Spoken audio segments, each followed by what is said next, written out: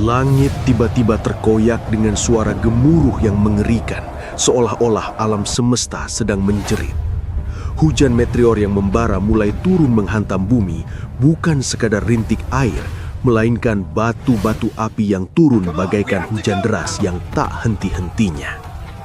Orang-orang paling menyimpang dan keji yang pernah dicatat oleh sejarah manusia akan segera dimusnahkan dan dikubur di bawah hujan batu berapi tersebut.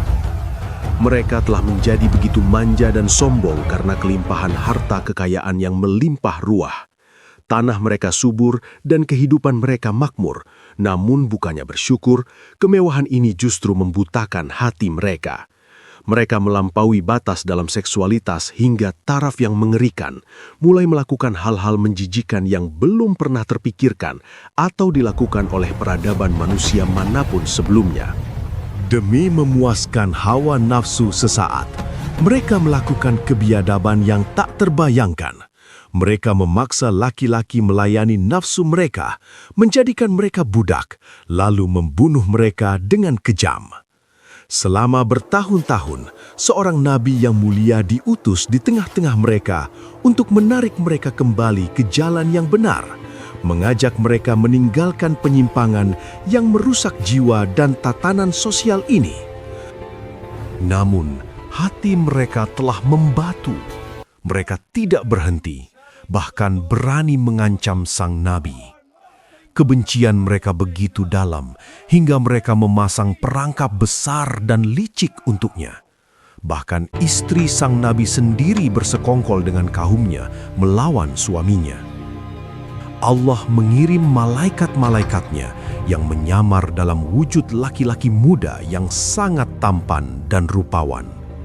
Ketika kaum Sodom melihat para tamu tampan ini, nafsu binatang mereka meledak. Mereka mencoba menyerang rumah sang nabi untuk menodai para tamu suci itu. Pada detik itulah, hukuman menjadi sebuah kepastian yang tak terelakkan. Dan seketika itu juga, batu-batu berapi dimuntahkan dari langit. Bumi berguncang hebat, retak, dan mulai menelan peradaban busuk itu hidup-hidup.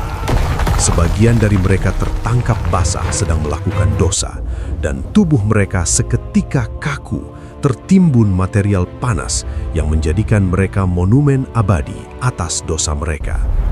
Hukuman itu jatuh menimpa mereka bertubi-tubi, seperti tarian kematian yang berat. Kota itu dijungkir balikkan, tenggelam begitu dalam ke perut bumi, hingga tempat itu kini menjadi titik geografis terendah di muka bumi. Al-Quran telah menceritakan detail peristiwa ini 1400 tahun yang lalu. Sebuah fakta sejarah yang kemudian dibenarkan oleh temuan sains dan arkeologi modern tentang kehancuran wilayah tersebut. Apa yang tersisa dari mereka hanyalah puing-puing dan formasi batuan yang seolah merekam ekspresi ketakutan dan keterkejutan abadi. Mari kita mundur ke masa lalu, sekitar tahun 1800-an SM di kota metropolitan kuno Sodom dan Gomora. Di sanalah hiduplah suatu kaum yang hidup dalam kemewahan luar biasa, sangat kaya, dan memiliki segala kenikmatan duniawi yang mereka inginkan. Tempat ini secara geografis terletak di daerah lembah antara Palestina dan Yordania saat ini, Lembah Sidim. Tempat yang dulunya subur, kini menjadi sunyi dan mencekam. Bahkan hingga sekarang, suara-suara aneh, desau angin yang menakutkan sering terdengar di sana oleh para pengunjung yang memberanikan diri datang. Di wilayah ini, yang secara topografi merupakan tempat terendah di bumi, sisa-sisa kutukan dan amarah ilahi terhadap kaum Lut seolah masih berlanjut dan terasa di udara. Di Danau Lut, yang lebih dikenal dunia sebagai Laut Mati, yang berada di daerah tersebut, kehidupan seolah terhenti total. Tidak ada ikan, tidak ada lumut, tidak ada makhluk hidup atau tanaman yang dapat bertahan hidup di airnya yang pekat. Bahkan tingkat radiasi di daerah tersebut tercatat luar biasa tinggi dibandingkan tempat lain. Danau berlumpur hitam ini dinamakan Laut Mati karena sifatnya yang mematikan. Tanah ini yang mencakup area seluas 600 km persegi terletak sekitar 430 meter di bawah permukaan laut, sebuah anomali geologis yang mencolok.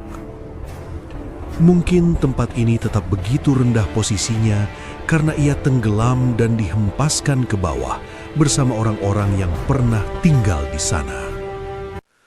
Orang-orang Sodom dan Gomora itu dikenal liar, kasar, dan sama sekali tidak bermoral. Mereka memelopori segala jenis tindakan asusila dan perversitas yang tidak pernah terlihat pada bangsa-bangsa sebelumnya dalam sejarah manusia. Populasi mereka sangat besar dan padat. Beberapa riwayat tafsir menyebut angka ratusan ribu, meski data arkeologi mencatat kota-kota kuno masa itu berpopulasi puluhan ribu. Sebagian besar dari mereka secara terbuka, tanpa rasa malu sedikit pun, menjalani hubungan homoseksual di depan umum, di pasar-pasar dan di jalanan. Rasa malu, privasi, dan kehormatan diri telah sepenuhnya hilang dari kamus kehidupan mereka. Mereka bahkan mengejek dan mengintimidasi segelintir orang yang masih mencoba menjaga kehormatan dan kesucian diri. Tindakan seksual yang mereka lakukan di depan umum terkadang bahkan brutal dan tidak berdasarkan suka sama suka. Mereka memperkosa orang lain, pendatang, atau orang lemah, dan bagi mereka yang kuat dan kaya, kekerasan seksual ini menjadi hal yang biasa dan dianggap hak istimewa. Penyimpangan ini menjadi terlembaga, mendarah daging, dan berubah menjadi gaya hidup yang dibanggakan. Mereka bahkan secara aktif mendorong dan memaksa orang lain untuk melakukan hal yang sama. Pernikahan homoseksual dilakukan secara terbuka. Mereka tinggal di rumah yang sama layaknya suami istri, mengadakan pesta-pesta liar, dan menyelenggarakan kompetisi-kompetisi menjijikkan untuk tindakan seksual. Mereka juga memiliki tradisi memainkan permainan yang sangat menakutkan dan sadis, yang terkadang berakhir dengan kematian korbannya. Salah satu permainan kejam ini dimainkan khusus pada tamu laki-laki muda yang datang dari luar kota, yang tidak tahu menau tentang kebiadaban penduduk kota tersebut. Itu adalah permainan batu. Orang-orang Sodom akan berkumpul, masing-masing memegang batu di tangan mereka, dan dengan penuh semangat jahat akan melemparnya ke arah pengunjung baru yang malang di kota itu. Aturannya mengerikan. Siapapun yang batunya mengenai tamu itu lebih dulu dan melukainya, orang itulah yang mendapatkan hak istimewa untuk melampiaskan nafsu kepada tamu tersebut. Ini menjadi tradisi penyambutan tamu mereka yang biadab. Tingkat amoralitas wilayah itu benar-benar berada di luar batas imajinasi manusia normal. Ketika sisi paling liar dan buas dari mereka muncul dan mereka ingin membunuh seseorang, mereka tidak langsung membunuhnya. Mereka pertama-tama akan memerintahkan agar korban dilecehkan secara brutal beramai-ramai untuk menyiksanya secara fisik dan mental, menghancurkan harga dirinya, dan baru kemudian membunuhnya.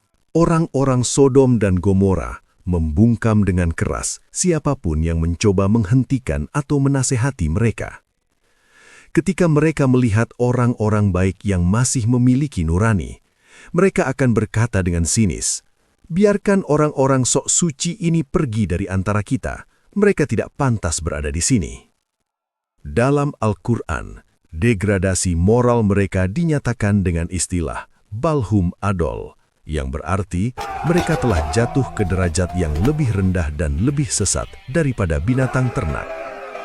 Binatang hanya mengikuti insting, namun manusia ini menggunakan akal mereka untuk menciptakan kejahatan baru. Nabi Lut diutus justru pada masa kegelapan dan kejahatan yang luar biasa seperti itu. Dia ditugaskan memikul beban berat untuk memanggil orang-orang yang menyimpang ini kembali menuju cahaya petunjuk.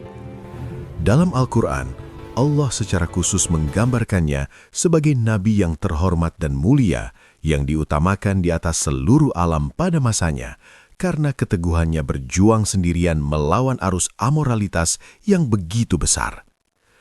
Bayangkan betapa beratnya beban mental harus pergi ke tempat yang bahkan tidak ingin Anda lewati karena baunya dosa, lalu harus tinggal di sana, menetap, dan memperingatkan penduduknya setiap hari.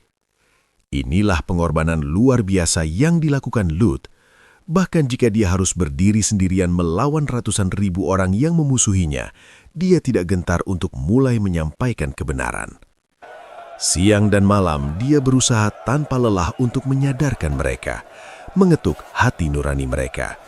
Namun dalam perjuangan sunyi itu, tidak ada seorang pun penduduk kota yang membantu Lut. Meskipun dia adalah keponakan dari Nabi Ibrahim yang agung, dia harus tinggal terpisah jauh dari pamannya karena tugas dakwah yang spesifik di Sodom dan Gomora. Hanya istri dan 2 putrinya yang tinggal bersamanya menjadi satu-satunya pelipur lara. Tetapi tragisnya, segera bahkan istrinya sendiri akan mengkhianatinya dan memihak kepada kaum pendosa. Perjuangan batin dan upaya intens Lut dijelaskan dengan indah namun memilukan dalam Al-Quran.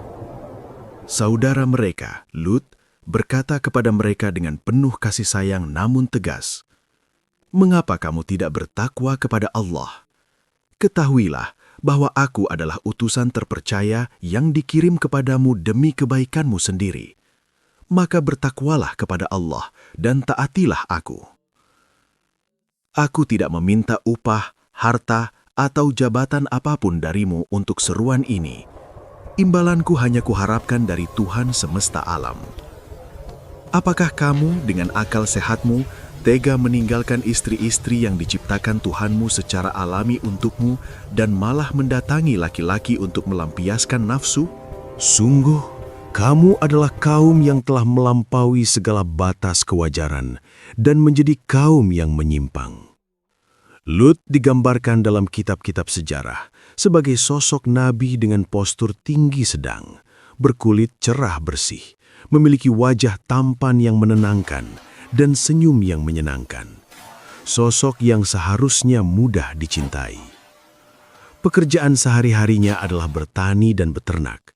Dia dikenal sangat taat beribadah, dermawan kepada sesama, memiliki kesabaran seluas samudra, dan selalu benar dalam perjuangannya. Dia juga dikenal sangat ramah dan sangat memuliakan tamu, sebuah sifat yang bertolak belakang dengan kekejaman kaumnya terhadap tamu. Allah juga berfirman dalam Al-Quran, "Dan kepada Lut, kami berikan hikmah yang mendalam, kemampuan membuat keputusan, kenabian, kerajaan, dan ilmu pengetahuan. Kami menyelamatkannya dari kota yang penduduknya biasa melakukan perbuatan keji. Sungguh, mereka adalah kaum yang jahat, yang berbuat fasik dan kerusakan. Kami memasukkannya ke dalam naungan rahmat kami, karena dia termasuk orang-orang yang soleh dan berbuat kebajikan." Namun, orang-orang Sodom justru mulai mengingkari pesan tulus Lut dan menolak mentah-mentah seruannya. Karena penolakan itu, Lut mencoba pendekatan lain dengan memberitahu mereka tentang keseriusan dan keunikan amoralitas mereka. Dia berkata kepada mereka, "Apakah kamu melakukan perbuatan keji yang belum pernah dilakukan oleh seorang pun di dunia sebelum kamu? Kalian adalah pelopor kejahatan ini." Dia memperingatkan mereka berulang kali bahwa tindakan jahat mereka tidak akan berlalu begitu saja, melainkan akan membawa mereka pada bencana kehancuran total. Namun bukannya sadar, mereka malah mencoba mengusir Lut dari tanah tempat tinggalnya. Jawaban kaumnya yang arogan tidak lain hanyalah, "Usirlah Lut dan pengikutnya dari negerimu ini. Mereka adalah orang-orang yang sok suci, yang ingin tetap bersih di tempat kotor ini." Bagi mereka, tetap murni, hidup dengan kehormatan dan menjaga kesucian justru dianggap sebagai sebuah kejahatan sosial di mata orang-orang liar dan tidak bermoral ini. Karena kotoran dan dosa adalah makanan rohani mereka sehari-hari, mereka merasa terganggu dan alergi oleh kehadiran orang-orang bersih. Mereka pun mengancam Lut secara fisik. "Wahai Lut, jika kamu tidak menghentikan seruan dan dakwahmu ini, kamu pasti akan termasuk orang-orang yang kami usir secara paksa dan hina." Melihat kekerasan hati mereka, Lut mengingatkan mereka akan hukuman Allah yang pedih sebagaimana dijelaskan dalam Al-Quran. Sesungguhnya, Lut telah memperingatkan mereka tentang hukuman keras kami, tetapi mereka justru meragukan dan menertawakan peringatan-peringatan ini. Mereka tidak memahami atau memilih untuk tidak peduli tentang ngerinya malapetaka yang akan datang. Ancaman ilahi dianggap angin lalu. Dengan kesombongan yang memuncak dan kehinaan moral, mereka menantang Lut. "Jika kamu orang yang benar dan bukan pembohong, maka datangkanlah kepada kami azab Allah yang kamu janjikan itu." Mereka menantang Tuhan dan tidak sedikit pun berniat melepaskan penyimpangan mereka. Tantangan ini menjadi titik balik. Ini adalah awal dari akhir bagi mereka. Ketika keputusan telah ditetapkan, para malaikat azab berangkat untuk menghancurkan kaum Lut. Namun dalam perjalanan, mereka pertama-tama singgah mengunjungi Nabi Ibrahim. Tetapi Ibrahim alaihi salam dengan segala kewaskitaannya tidak langsung tahu bahwa mereka adalah malaikat karena mereka menyamar sebagai manusia biasa. Dia menyambut mereka dengan keramahan luar biasa. Karena memuliakan tamu adalah tradisi penting dan suci di antara para nabi, dia segera bergegas ke belakang, menyuruh istrinya menyiapkan seekor anak sapi gemuk yang dipanggang dan menghidangkannya di hadapan mereka. Tetapi anehnya, para tamu itu tidak menyentuh makanan tersebut. Tangan mereka tidak terulur ke arah hidangan. Ini menarik perhatian Ibrahim dan dia mulai merasakan ketakutan dan sesuatu yang aneh di dalam hatinya. Bertanya-tanya mengapa mereka tidak makan, dia memandang mereka dengan waspada. Pada saat ketegangan itulah, para malaikat mengungkapkan identitas asli mereka dan berkata untuk menenangkannya. "Wahai Ibrahim, jangan takut, kami sesungguhnya adalah malaikat yang diutus oleh Allah. Kami telah diutus dengan tugas khusus untuk menghukum dan membinasakan kaum Lut yang durhaka." Ketika Ibrahim mendengar bahwa para malaikat itu akan menghancurkan kaum Lut, reaksi pertamanya adalah kekhawatiran mendalam. Dia berkata, "Tetapi Lut ada di sana," dan hatinya menjadi sangat sedih memikirkan nasib keponakannya. Keponakannya, pria baik dan saleh itu, telah berusaha begitu keras, berdarah-darah berjuang untuk kaumnya, tetapi waktunya ternyata telah habis. Para malaikat telah turun ke bumi dan mereka akan segera menuju ke sana untuk eksekusi. Air mata memenuhi mata Ibrahim dan dia menelan ludah dengan susah payah, mencoba bernegosiasi dengan malaikat demi keselamatan Lut. Ibrahim lebih dari sekedar sesama nabi bagi Lut. Hubungan mereka terikat oleh persaudaraan iman yang kokoh. Dia merasakan kesedihan yang mendalam, membayangkan nasib Lut di tengah kaum yang begitu beringas. Dulu, Lut adalah orang yang setia berdiri di samping Ibrahim saat semua orang menolaknya, mendukung seruannya, dan bersama-sama mereka telah berjuang dalam pertempuran iman yang hebat. Sekarang, Ibrahim menunjukkan kesetiaan dan kasih sayang yang sama untuk Lut.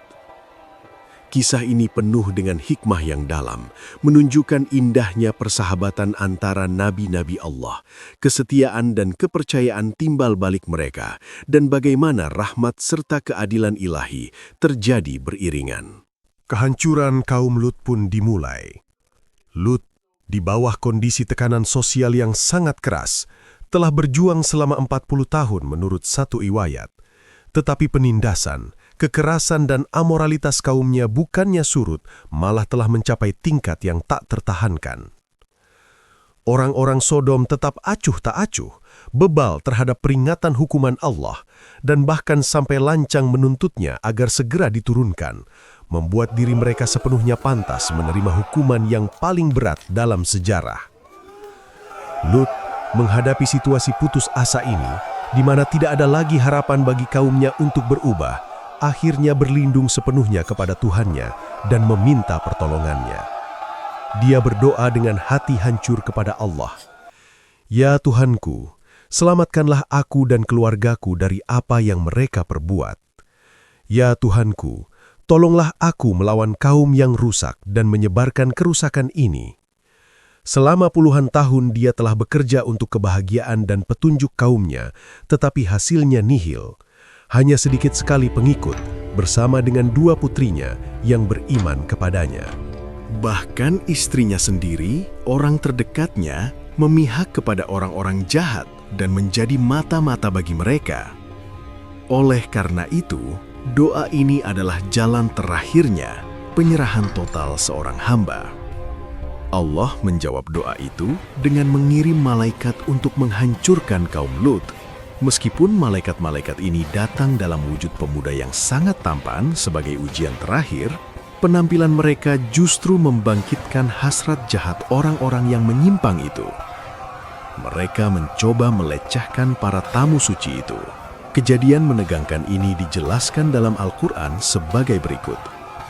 Ketika utusan-utusan kami datang kepada Lut, dia merasa susah dan gelisah karena kedatangan mereka, dan merasa sempit dadanya memikirkan keselamatan mereka dari gangguan kaumnya. Dia berkata dalam hati, ini adalah hari yang sangat sulit dan genting. Ketika Lut melihat para malaikat dalam wujud pemuda rupawan, dia mengira mereka adalah manusia biasa dan sangat takut kaumnya akan menyakiti dan menodai kehormatan tamu-tamunya. Seperti disebutkan dalam surah Al-A'raf ayat 80 dan 81, penyimpangan seksual telah menjadi wabah yang tersebar luas dan tidak terkendali di kalangan orang-orang kafir dari kaumnya. Berita kedatangan pemuda tampan menyebar cepat, salah satunya karena isyarat istri Lut, dan kaum Lut pun berlari berbondong-bondong mengepung rumahnya. Mereka memang sudah gila dan biasa melakukan perbuatan-perbuatan keji itu. Lut dalam keputusasaan melindungi tamunya berkata, "Wahai kaumku, inilah putri-putriku, perempuan-perempuan negeriku, nikahilah mereka secara sah, karena mereka lebih suci dan halal bagimu. Bertakwalah kepada Allah, takutlah akan azabnya, dan janganlah kamu mencemarkan nama baikku dan menghinaku dengan mengganggu tamuku. Adakah di antaramu seorang yang berakal sehat yang masih memiliki nurani?" Menurut penafsiran beberapa ulama, ketika Lut berkata, "Putri-putriku," dia bermaksud putri-putri dari kaumnya, wanita-wanita Sodom, bukan menyerahkan 2 putri kandungnya sendiri. Karena seorang nabi dianggap sebagai ayah spiritual bagi kaumnya yang ingin membimbing mereka ke jalan pernikahan yang fitrah. Tetapi orang-orang Sodom yang mata hatinya sudah buta dan gila oleh nafsu itu menjawab dengan kurang ajar, "Kamu tahu kami tidak menginginkan putri-putrimu atau wanita manapun. Kamu tahu benar apa yang kami inginkan dari tamu lelakimu itu." Lut merasa sangat tidak berdaya, berkata, "Seandainya aku memiliki kekuatan fisik atau pasukan untuk menolakmu, atau dapat berlindung pada benteng keluarga yang kuat yang bisa membelaku." Nabi Muhammad SAW ketika menyebutkan apa yang dikatakan Lut kepada kaumnya ini menjelaskan dengan penuh empati, "Semoga Allah merahmati saudaraku Lut. Dia sesungguhnya saat itu sedang berlindung di tempat yang paling kuat, benteng yang tak terkalahkan, yaitu Tuhannya." Berkat doa dan keluhan Lut ini, Allah kemudian menganugerahkan kepada semua nabi setelahnya kekuatan dari kerabat dan pendukung agar mereka tidak sendirian. Melihat Lut terdesak, para malaikat kemudian membuka rahasia mereka. "Wahai Lut, tenanglah, kami sesungguhnya adalah utusan Tuhanmu. Mereka sama sekali tidak akan dapat menyentuhmu atau kami. Pergilah segera pada sebagian malam bersama keluargamu, dan jangan ada seorang pun dari kalian yang menoleh ke belakang melihat kehancuran kota, kecuali istrimu yang akan tertinggal. Sesungguhnya, apa yang akan menimpa mereka juga akan menimpa dia karena pengkhianatannya. Waktu yang ditetapkan bagi mereka untuk kehancuran total adalah waktu subuh. Bukankah subuh itu sudah sangat dekat?" Kata mereka menenangkan. Kerumunan jahat itu semakin beringas dan menyerang mendobrak pintu Lut untuk terakhir kalinya. Tetapi tiba-tiba keajaiban terjadi. Mereka semua seketika dibutakan. Ketika gerombolan itu mendobrak pintu dan merangsek masuk, Jibril hanya perlu mengibaskan sayapnya satu kali. Dan seketika itu juga memukul mereka semua hingga buta. Dalam kepanikan luar biasa karena tiba-tiba gelap gulita, mereka berteriak-teriak, meraba-raba dinding, bahkan tidak bisa menemukan pintu jalan keluar untuk melarikan diri. Lut bahkan harus memegang lengan mereka dan melempar mereka keluar dari rumahnya. Karena kaum Lut melakukan dosa besar homoseksual dan penduduk lainnya tetap diam membiarkan ketidakadilan ini, Allah pertama-tama memukul mental mereka dengan suara guntur yang mengerikan, yang menulikan telinga dan menciutkan nyali. Kemudian, langit benar-benar terbelah. Wilayah itu dihantam oleh hujan meteor batu belerang dari luar angkasa yang terbakar hebat. Tapi ini bukan sembarang batu acak atau bencana alam biasa. Setiap batu seolah memiliki target, ditujukan pada seseorang secara spesifik. Nama mereka tertulis pada batu itu menurut beberapa riwayat, dan batu-batu itu turun menghujam selama berjam-jam tanpa henti. Tidak ada tempat berlindung, tidak ada yang bisa lolos dari kejaran batu itu. Batu-batu itu menembus atap, memasuki rumah-rumah, dan menghancurkan segalanya hingga luluh lantak. Dengan demikian, kehancuran total dan penghapusan bangsa besar yang durhaka ini dari panggung sejarah menjadi mungkin melalui hujan batu meteor ini.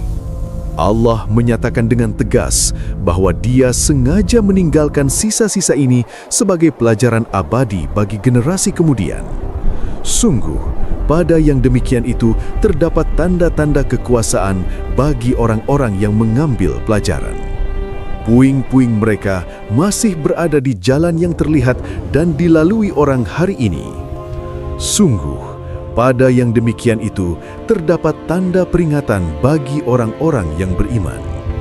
Dalam surat Al-Ankabut ayat 35, dinyatakan bahwa tanda-tanda yang jelas sengaja ditinggalkan setelah kehancuran kaum yang tidak bermoral ini, agar bangsa-bangsa kemudian dapat melihat, berfikir, dan mengambil pelajaran agar tidak mengulangi kesalahan yang sama.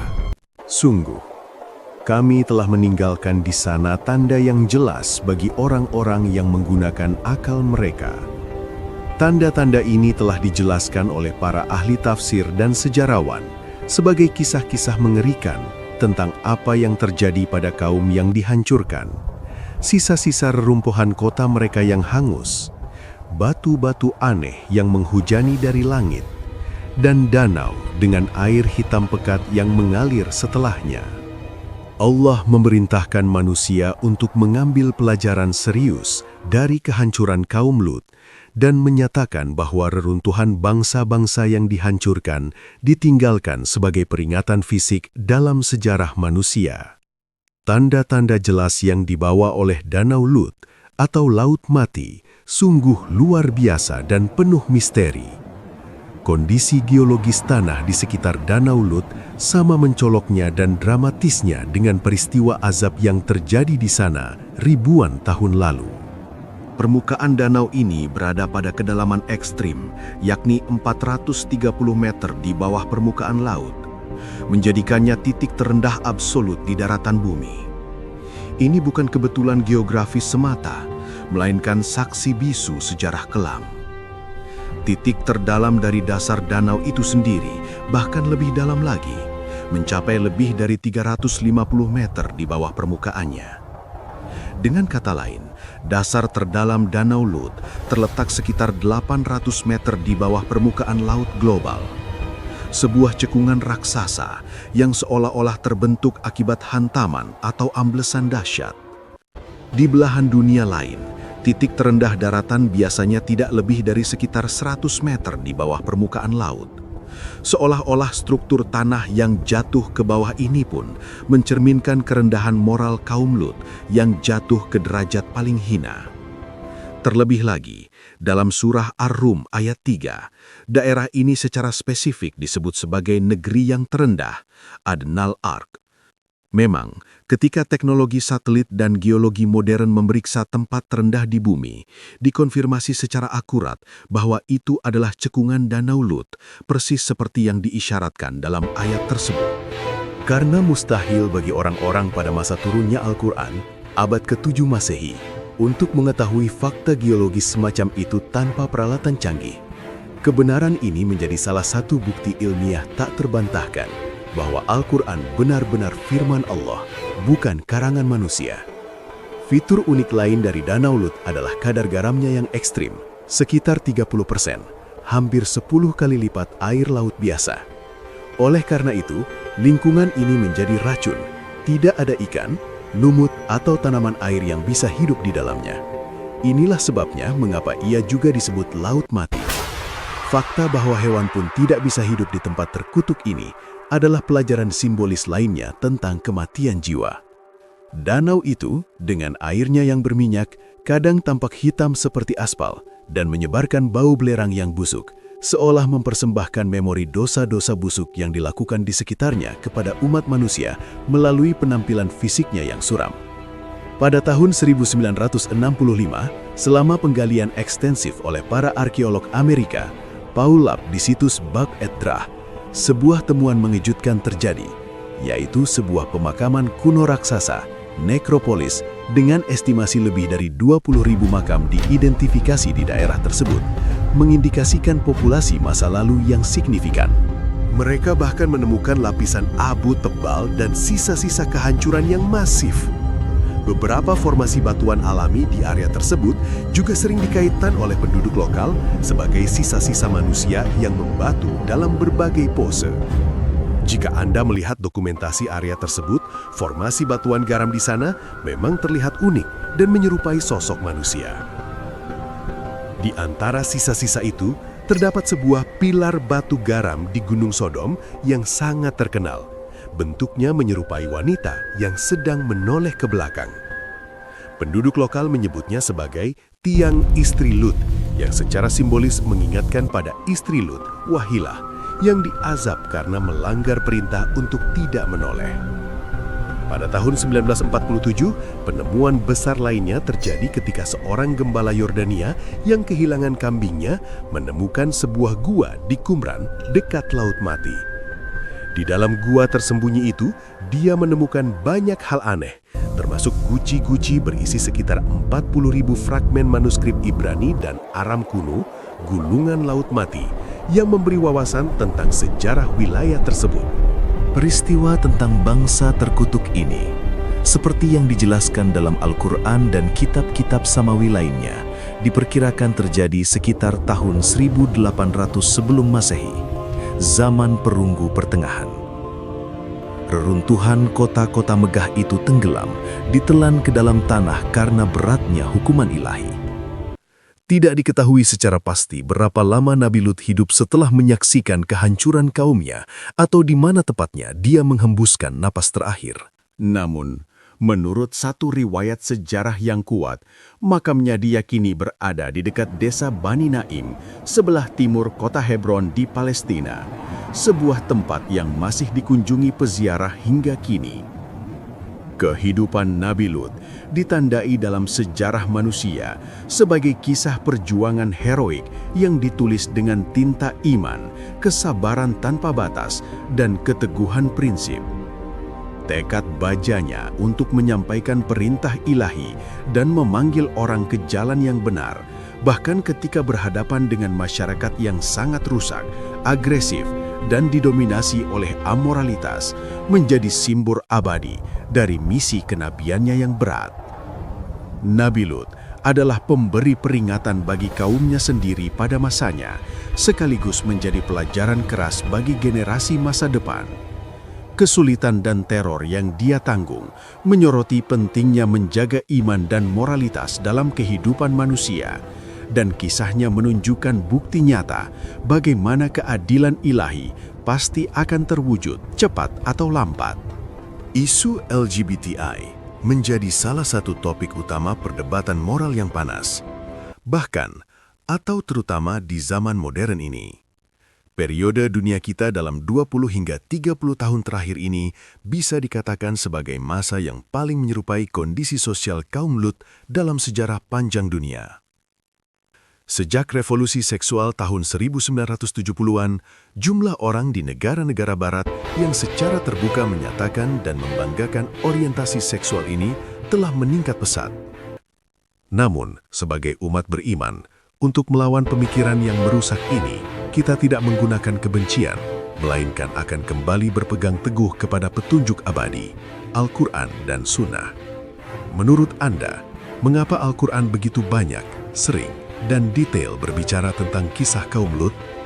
Jawabannya jelas, karena Allah tahu kita akan menghadapinya lagi di masa depan, dan kisah itu ada untuk mengajar kita bagaimana bersikap dan berjuang melawannya dengan cara yang benar.